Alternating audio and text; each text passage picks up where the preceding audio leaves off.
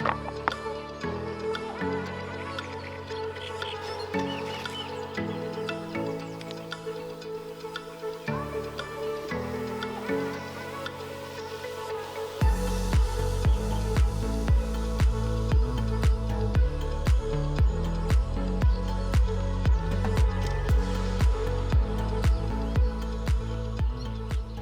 Metosuli 53. részében már megjelent ez a Federbot, amely már tesztelési időszakban is komoly hírnevet szerzett magának. Ennek oka, hogy egy olyan blank akadt a kezünkbe, amilyen eddig még nem volt. A Weidome Kaiwo Gold Method Federbotok ennek a technikának a professzionális, precíz kivitelezését szolgálják. Erre lettek készítve. Ebben a filmben most ezt a botcsaládot, ezt az új botcsaládot szeretném nektek bemutatni, de úgy, hogy elsősorban azokat a tulajdonságait emelném ki a botnak, amelyek a Method technika profi kivitelezését szolgálják, így azok számára is lehet hasznos információ ebben a filmben, akik nem feltétlenül az új top botjainkra kíváncsiak, hanem csak arra, hogy hogyan lehetnének eredményesebb metodhorgászok. A Method technika alapvetően egy egyszerű módszer, éppen emiatt értékelődik fel minden apróság. Az, hogy hogyan van kivitelezve, milyen technikával van kivitelezve maga a horgászat, az legalább annyira fontos, mint az, hogy mi kerül a metodkosárba, vagy mi kerül éppen fel a csali tüskére. Aki precízen szeretné űzni ezt a módszert, annak a metodkosara folyamatos és lehető legtudatosabb kontrollálása az egyik legfontosabb feladata.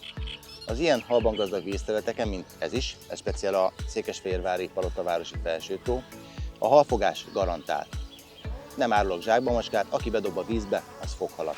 Azonban egy tudatosan és pontosan felépített metod taktikával, egy metod módszerrel olyan szintre emelhető az eredményesség, hogy tulajdonképpen nincs üres járat már a horgászatban.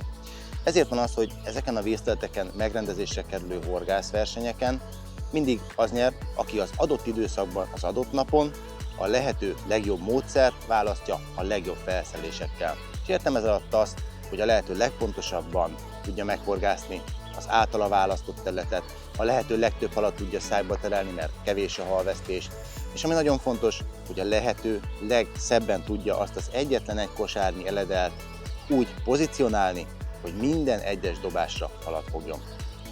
Könnyen hangzik ez, és ezeken a vízterületeken, aki becázik, az tudja, hogy a halfogás is viszonylag könnyű. De versenykörülmények között vagy nehéz helyzetekben felértékelődik minden pici mozzanat, és higgyétek el, hogy az ebben a filmben bemutatásra kerülő kis taktikai elemek és kivitelezési módok segíteni fognak abban, hogy még jobb metodhorgásszá válj.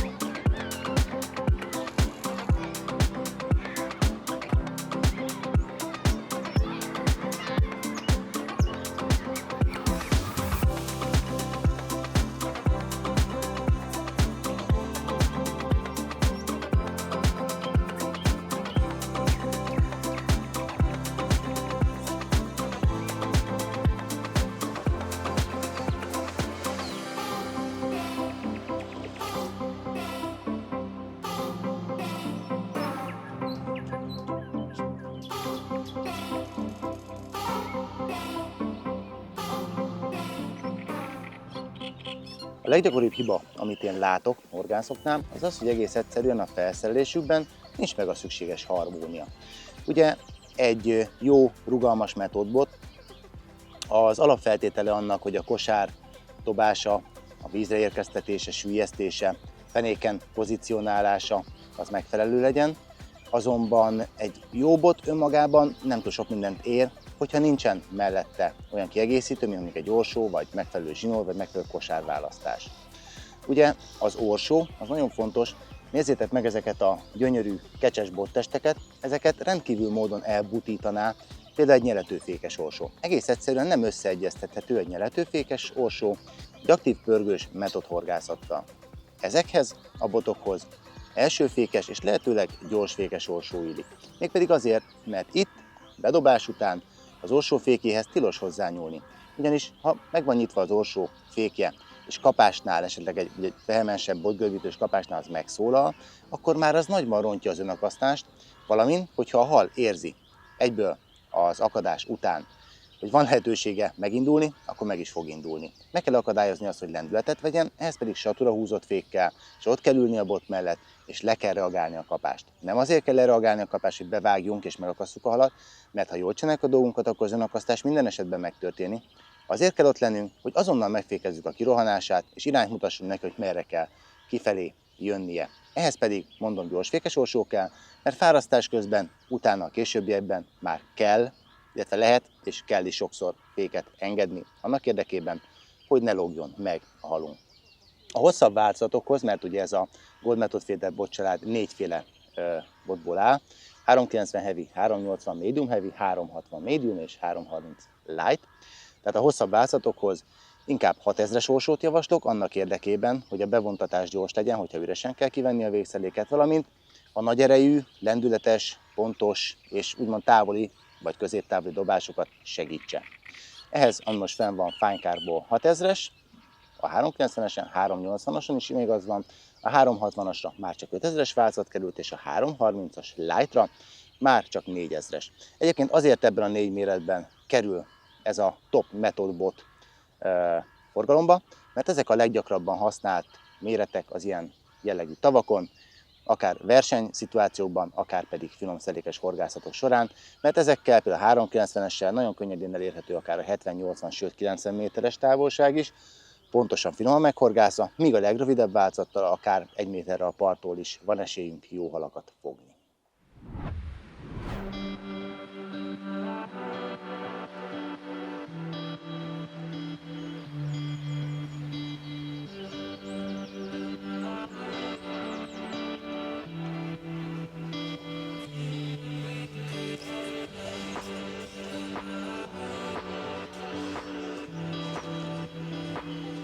A bot orsó harmónia után legalább ilyen fontos az, hogy megfelelő főzsinórt válaszunk ezekhez a pálcákhoz.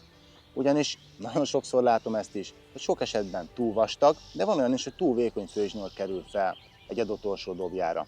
Ez azt eredményezi, hogy vagy nem megfelelően lehet vele dobni, vagy nem megfelelően lehet vele pozícionálni a metódkosarat. Ugyanis egy túl vastag zsinór nehezen pereg le az orsóról, ott fönt a levegőben nehéz, gyorsan leesik, lehúzza a kosarat, és hogyha be is tudunk vele dobni, vagy be tudjuk oda küzdeni a végszeléket, ahol szeretnénk, akkor nehéz vele pozícionálni, mert sokkal nagyobb felületet képez, ezáltal a nagy felületbe sokkal könnyebben belekap a víz hullámzása, vagy a szél, és egész egyszerűen instabil lesz az egész rendszer. Ezekhez a botokhoz, és ugye az ezekhez a botokhoz való metódkosarak bedobásához és stabilizálásához bőven elég egy 0,20 vagy 0,22 mm vastagságú zsinór. Egyébként a botokon nagyon sok adat rajta van, sokkal több, mint eddig bármilyen boton, és az is rajta van, hogy milyen zsinórral ajánljuk ezeket. Nagyon fontos, hogy ezeken mindegyiken 0,22 mm-es főzsinór van, de kell hozzá dobóelőke. Dobóelőke nem csak azért kell, mert lendületesek a dobások, és sok dobás van, mert hát sok halra horgászunk, hanem azért, mert a halfárasztások során fellépő úgymond zsinór kopás az hoppácskákat eredményezhet, hiszen elvékonyodik a zsinór, mondjuk ha a bognártüskébe állandóan belefordul a hal, vagy ide a stéglábába, vagy a nádba, vagy bármibe belemegy, sok a fárasztás, sok az aktivitás, ezért jobban kopik a zsinór. Ha nincsen előtét zsinórunk vagy dobóelőkénk, akkor bizony a 20-as vagy 22-es zsinór egy idő után elfáradhat. Erre mindenképpen figyeljetek oda. És akkor még nem ért véget ez a dolog, ugyanis a zsinór méreten kívül, illetve a zsinór méret mellett még a zsinór kapacitást is mindig figyelembe kell venni egy adott orsónál és botnál.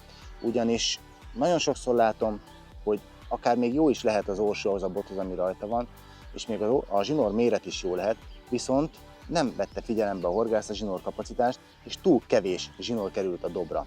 Ez egész egyszerűen borzasztóan visszaveti a dobás távolsága és a dobás pontosságot. Ugyanis minél nehezebben pereg le a zsinór arról az adott dobról, mert a perem nagyon visszafogja a lepergés közben, egész egyszerűen csökken a dobástáv, és nagyon-nagyon pontatlan lesz. Hol beakad a zsinórunk a dobba, hol nem akad be, más lesz a távolságunk és az irány is.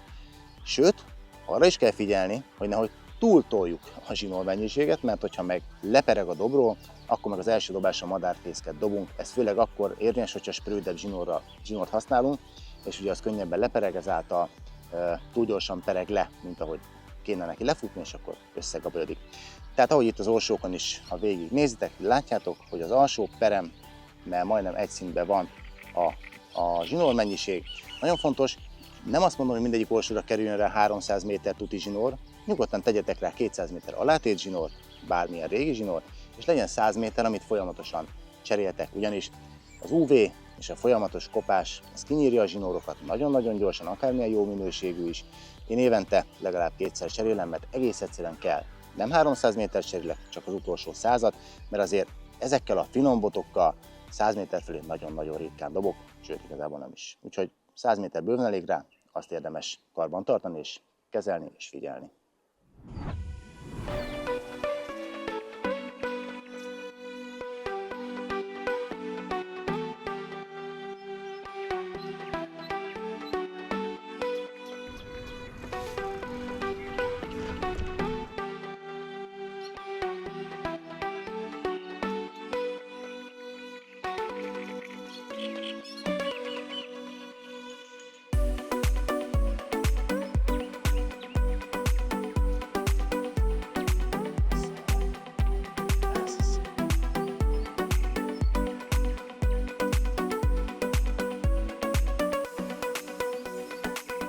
Ha megvan a jó bot orsó harmónia és megfelelő főzsinort és dobelőkét is tettünk fel, akkor a következő kardinális kérdés az a megfelelő kosárméret kiválasztása. Ugye minden botnak megvan az a dobótömege, amivel a lehető legjobban, legoptimálisabban lehet használni az adott felszerelést. Ezeknél a botoknál is megvan ez, és a dobósúly tartomány úgy van a boton feltüntetve, CW, tehát dobósúly tartomány 30-90 g, például ennél a változatnál, ez a 380-as medium heavy. Azonban felkerült egy másik érték is rá, ez pedig az optimal casting weight, tehát az optimális dobósúly. Ennél a változatnál például 40 g, de mindjárt megnézzük a többinél, hogy azoknál mennyi. Ez azért került föl rá, hogy segítsen kiválasztani azt a kosárméretet, amivel a lehető legoptimálisabban lehet a botot használni. Mert ugye ezzel a bottal be tudunk dobni akár egy 50 g-os metodkosarat is a vízbe, ezzel nincs probléma, sőt egy 10 g-osat is be tudunk dobni vele a vízbe. De minél nehezebb egy kosár, annál nehezebb messzire dobni, minél könnyebb, akkor meg nehezebb ugye stabilizálni a fenéken. Ez a bot egész egyszerűen ezzel a dobótömeggel, tehát az optimális dobótömeggel, ami 40 g, ezzel van tökéletesen harmóniában. Ez persze nyilván ilyen 5-10-15 g-okat eltérhet, de alapvetően, ha ezt figyelembe vesszük, akkor nem tudunk már annyira mellélőni a kosárméret választással.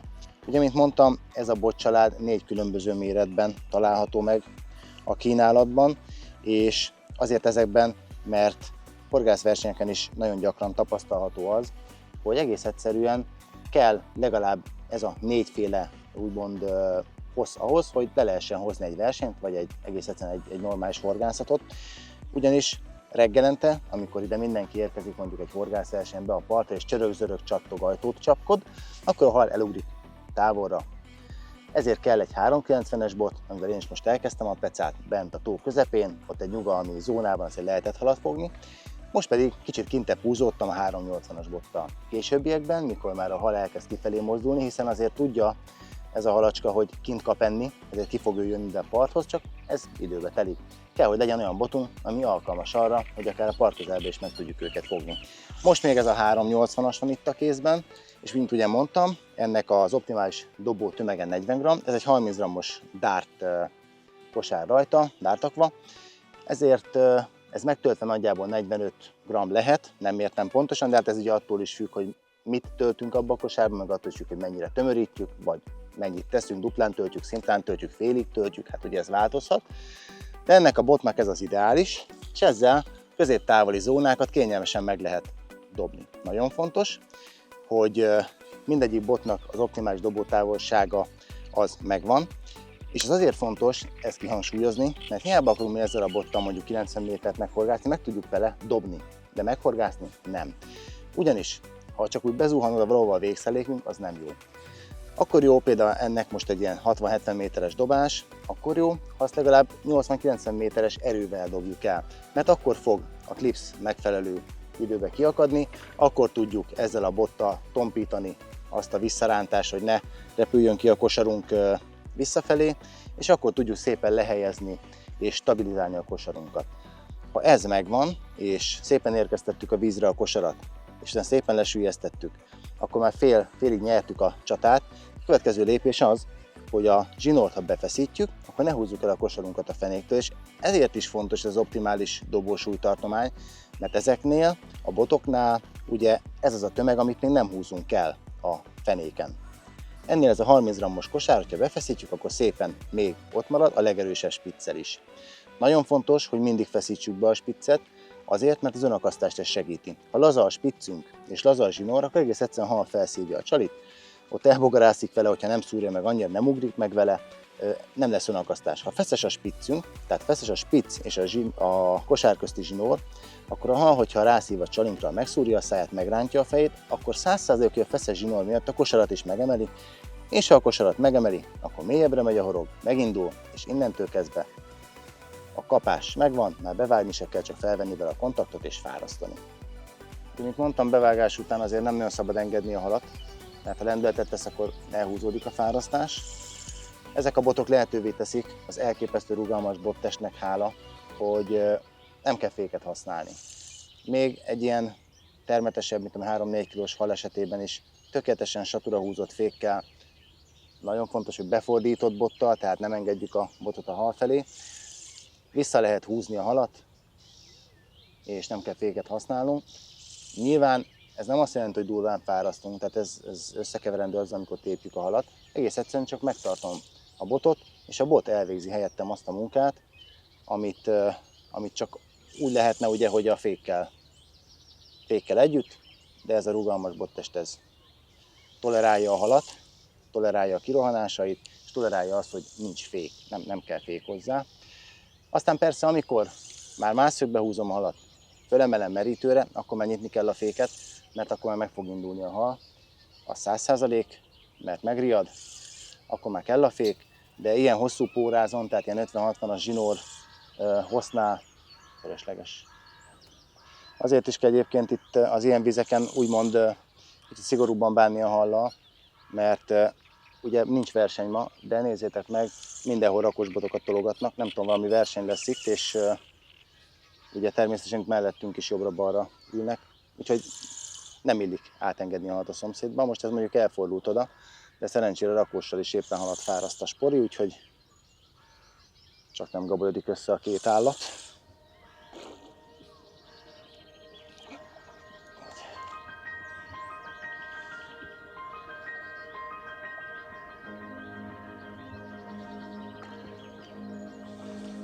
A 380-as változatnak az előbb elmondtam a dobósúly értékeit, elmondom a többinek is. A 390-es heavynél ez 40-100 g a dobósúlytartomány, az optimális dobósúly pedig 50 g. Ez azt jelenti, hogy 40-45 g-os elles kosarat érdemes hozzá használni. Nézzük a 360-asnál. Ennek 25-70 g a dobósúlytartománya, az optimális dobósúly pedig 30 g. Ezt most annyiban én átértékeltem, hogy ugye ezen nagy testű halakra fogok horgászni, ezért 30 g-os kosarat tettem fel rá. Ráadásul nem fogok nagyon dobni se vele, hanem ilyen 10, maximum 15 méterre fogom bevetni a végszereléket, amihez ez bőven elegendő, nem kell hozzá kisebb kosár. És nagyon fontos azt is megemlíteni, hogy hiába van egy optimális dobótömeg a boton, mindig figyelembe kell vennünk az, hogy milyen kosarat tudunk az adott időjárási körülmények és az adott áramlási körülmények közt pozícionálni. Ugyanis, hogyha fúj a szél, vagy adjon Isten mondjuk valamiért áramlik a víz, mert egész nap fújt a szél és egyik irányból folyamatosan folyik a víz, akkor hiába van egy optimális dobótömege a botnak, nekünk nagyobb kosarat kell használni, mert az, ami egy sima, egyszerű, nyugodt állóvízbe jó kosárméret, az egy nyugtalan vízbe az nem jó, mert egész egyszerűen a zsinór belehúz, a spicc elrántja, dobás közben instabilá válik. Tehát nagyon-nagyon fontos, hogy mindig az adott időjárási körülmények között válasszuk meg a kosárméretet, és akkor emellé még jöhet ugye az is, hogy mennyi kaját akarunk bejuttatni, milyen halméretre horgászunk, de az már szerintem egy más kérdés. De nézzük a 330-as botnak az adatait, a dobósúlytartomány értékeit. Ennek 10-30 g, és az optimális dobótömeg pedig 20 g. Nyilván ez nagyon kicsi.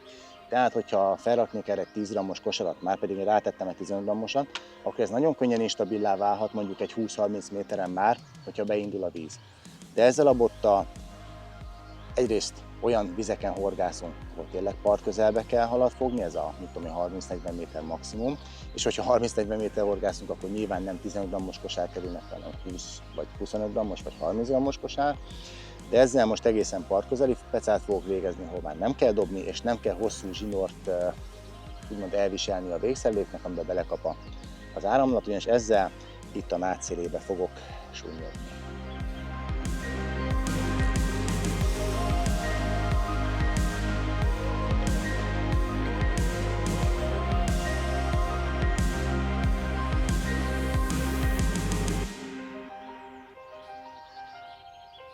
Ugye a hosszabb botokkal történő horgászatnál mondtam, hogy tilos kinyitni a féket, mert az önakasztást az rontja. Azonban amikor ilyen partközeli peca van, például ez most ilyen 10-15 méterre van bevetve ide Amurra, ilyenkor azért érdemes megnyitni, mert óhatatlan, hogy ki fog törni a hal, és ugye itt nincs 40-50 méter rugalmas monofilzsinór, ami a hal és a bot közt tolerál. Tehát itt azért kicsit finomabban lehet bánni vele, de az első kirohanás után itt is érdemes azért felvenni a kesztyűt és megmutatni a halnak, hogy merre van az irány kifelé. Ami ugye még fontos, az előbb már beszéltem a spiccről, minden egyes ilyen Gold Method Feeder horgászbot háromféle spiccel kerül forgalomba, 1, 2 és 3 unciásakkal.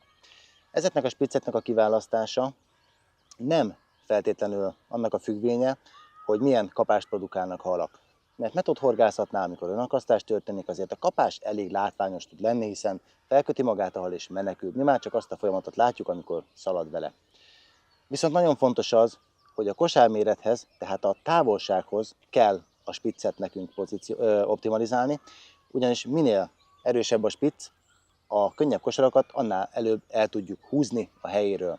Úgyhogy ha nagy távba horgászunk, nagyobb dobótömeggel, akkor lehet a 3 unciás, ha kisebb távon, esetleg mondjuk egy kisebb kosára, akkor már inkább a 2 unciás, ha pedig nagyon pillekönnyű kosárra van szükség, mert mondjuk iszapos a meder, vagy nagyon közel horgászunk, akkor elég az 1 unciás is.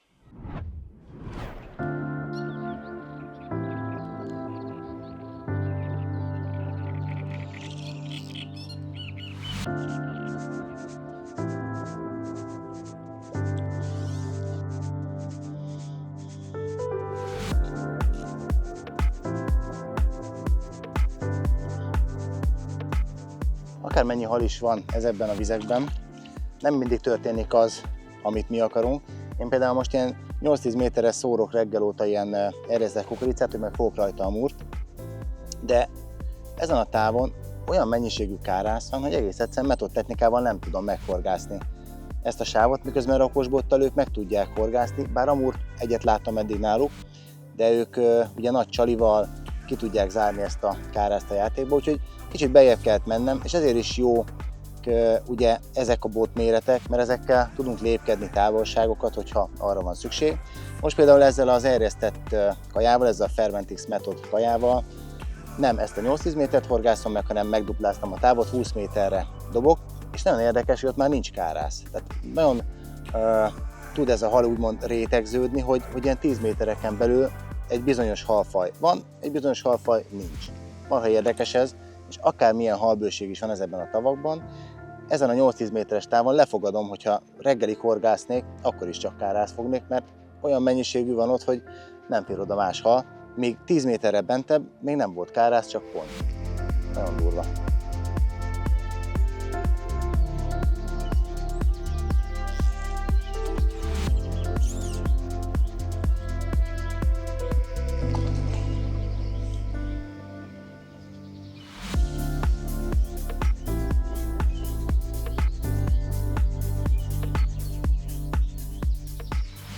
Ha már úgy alakult, hogy a kárászok tönkretették az amuros placomat, és kicsit bentebb kellett húzódni ezzel a 360-as bottal, szeretném megmutatni azt a megfelelő dobástechnikát, amivel ezekkel a botokkal is úgymond optimálisan lehet a végszereléket szépen pozícionálni.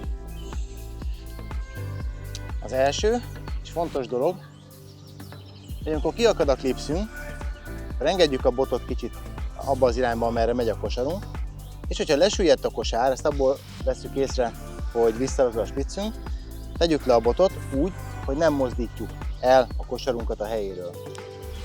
Még a felkapókar vissza sincs váltva, most váltom csak vissza, és amikor már biztos pozícióban van lent a fenéken a kosár, akkor feszítem meg a spiccet. Így biztosak lehetünk abba, hogy a kosár ott marad a helyén, ahova beérkezett. Ugye ezt igazából bármilyen bottal meg lehet csinálni, de egyébként mégse. Ehhez kell egy nagyon rugalmas első rész a botnak, kell egy rugalmas spicc, ami nem nagyon ránt ugyan vissza, de szépen beleáll a dobásba, mert hogyha kemény lenne a bot, akkor a klipsz kiakadásakor nem bírnánk a bottal tompítani azt az energiát, ami a spiccre hat, és egész egyszerűen visszarántaná a rugalmas főzsinór a kosarunkat. Ezzel, hogyha a spicc már belefeszült és a botot utána engedjük a dobás irányba, akkor biztosak lehetünk abban, hogy nem ránt vissza a zsinór, tehát nem rugózik vissza a kosarunk, és szépen tudjuk letenni a kosarat.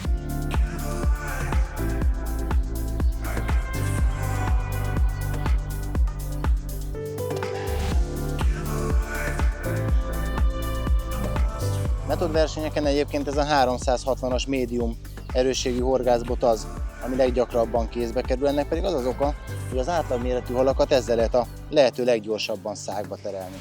Most ezen a 20 méteres távolságon irdatlanul beállt ez az úgymond, hát épp hogy méretes pontja, ez az ilyen 2 kilós körüli méret, és ez az a horgászbot, amivel ezt a 20-40 méteres távot annyira erélyesen lehet meghorgászni, hogy ad egy magabiztosságot és egy tempót a pecának az, hogyha ilyen bot van a kézbe, mert a kapás kialakulását követően 1 percen belül már az összes hal a haltartóban ficereg. Egész egyszerűen ezzel a rugalmas bottesttel annyira jó a fárasztás, annyira megöljük vele úgymond a hal erejét, hogy nem kell küzdeni vele, nem kell itt a merítő előtt járkáltatni, meg itt közelharcot vívni vele, felhúzzuk bele a merítőbe, és meg is vagyunk. Nagyon gyors pecát tesz ez lehetővé. Olyan dolog történt, ami mondhatnám, hogy direkt volt, és számítottam rá, de engem is meglepett. Ugye mondtam az előbb, hogy az erjesztett magvas etetésemet ellepte a kárász, és ha metodkosárral dobtam rá, azonnal felette. Viszont most bedobtam úgy, hogy üres volt a metodkosár, és csak egy darab Quattro fluoropopás sárga színű volt mellette, kosár mellett üresen. Betettem és elmentem evédelni. Még nem haraptam bele a kiflinbe, de már az amúr ott csüng rajta. Szóval azért még az ilyen vizeken is történhetnek ilyen hoppácskák. Egyébként fogtam már így nagy halat, hogy üresen dobtam be a metodkosarat, mert ilyenkor a kis hal kevésbé veti rá magát. De most nem számítottam rá, hogy bejön, de hát bejött. 19-re húztunk lapot, bejött. Most meg kéne meríteni. Halfárasztás közben merítő fejcsere is van, mert klasszikus, hogy nincs fenn a nagy fej, amikor jó hal jön. Na, tegyünk egy próbát. Ez az.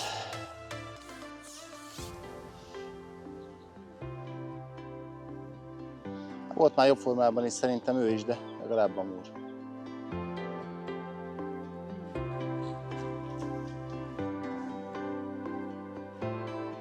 Még a 330-as light bottal tartozom, még azzal nem mutattam halat.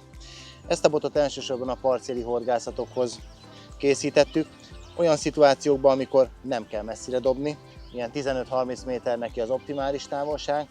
Nyilván lehet attól közelebb is, tehát lehet itt a nád előtt is egerészni vele, vagy lehet akár 40 métert is dobni vele, csak az már eléggé pontatlan lesz. Ami ezen fel van egy 15 grammos kosárka. Nagyon fontos, hogy minél könnyebb ugye a kosarunk, annál lágyabb spiccre van szükség. Ami ebben most benne van, az egy 1 unciás spicc, azért, hogy nehogy ezt a könnyű kosarat elhúzzam. Kinézek ennek egy távol, szerintem ilyen nagyjából 15 métertől, kiakasztom a klipszet, elkezdek rajta pecázni, és bízom benne, hogy lesz rajta valami.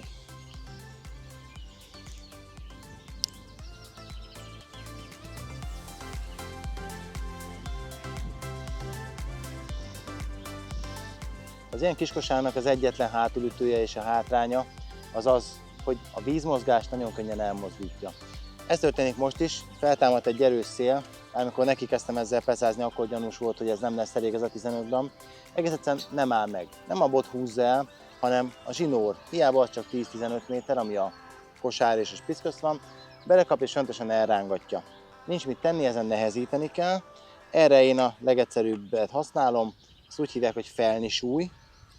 Ez az autó kerék centírozásánál, nem akarok hülyeséget mondani, mert nem értek hozzá, de azt hiszem annál használják ezt az öntapadós súlyt.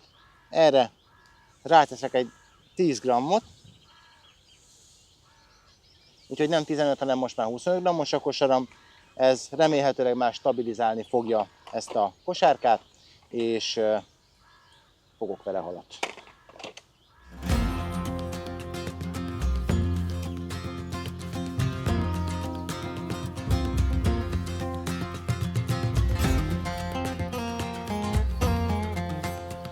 Nagyon komoly ívet ír le ez a bot hallal, azért pedig nem egy gigászi méretkű szerintem a horog végén, de azért ez nagyon durván bele dolgozik a bot. Egyből, ahogy feltettem a súlyt, és tudtam stabilizálni a kosarat, azonnal ott volt a kapás. Tehát erre mindig figyeltek oda, hogy az időjárási viszonyoknak megfelelő tömegű kosarat használtok. A botnak meg se kottyan, tehát teljesen mindegy, 15 g-os kosarat vagy 25 dobok be vele 15 méterre, ez bírja. Oda imádom ezeket a rövid, rugalmas pálcákat. Hihetetlen.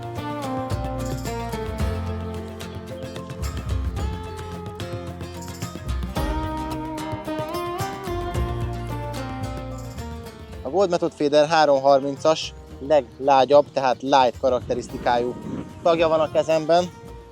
Nagyon szeretem használni ezeket a rugalmas light botokat ilyen közeli pecánál. Ez olyan 16-7 méter lehet. Viszont tudom jól, hogy sokan óckodnak az ilyen botoktól, azért, mert azt gondolják, hogy halfárasztás közben alárendelt szerepet játszanak, hogyha komolyabb hal akad a horogra. Ez most abszolút nem igaz, hiszen ezek a botok pontosan ugyanolyan anyagból készülnek, mint a hosszabb társaik. Nem mondom, hogy ugyan erősek, ugyanis a dobósúly tartományuk is azt igazolja vissza, hogy ezek gyengébb, lágyabb botok. Viszont ahogy belehajolnak a halba, az előbb láthattátok, azért egy komoly viadal volt egy ilyen nyurgatestű pontja, elképesztő módon tudnak úgymond torzulni ezek a botok, és minden egyes kirohanását, minden egyes fejrázását a halnak, azt tolerálják.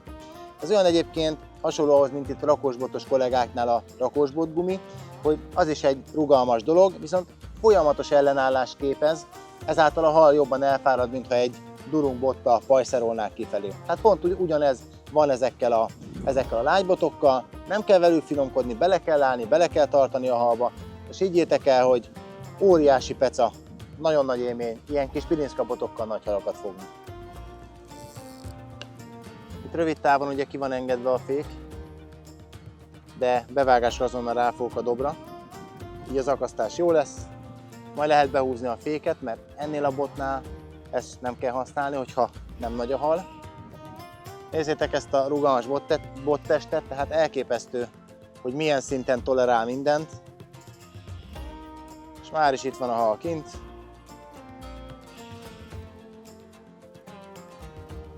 Nem nagy, egy olyan gyenge 3-as, 4-es potyó, úgy.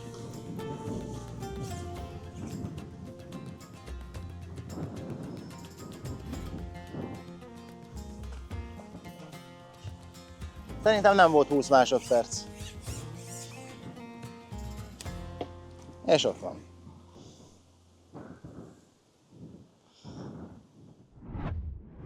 Szándékosan a film végére hagytam azokat az úgymond száraz tudnivalókat, amelyek jellemzik ezeket a botokat. Anyaghasználattal én a T1100G M40X karbonanyag került felhasználásra ezeknél a botoknál is.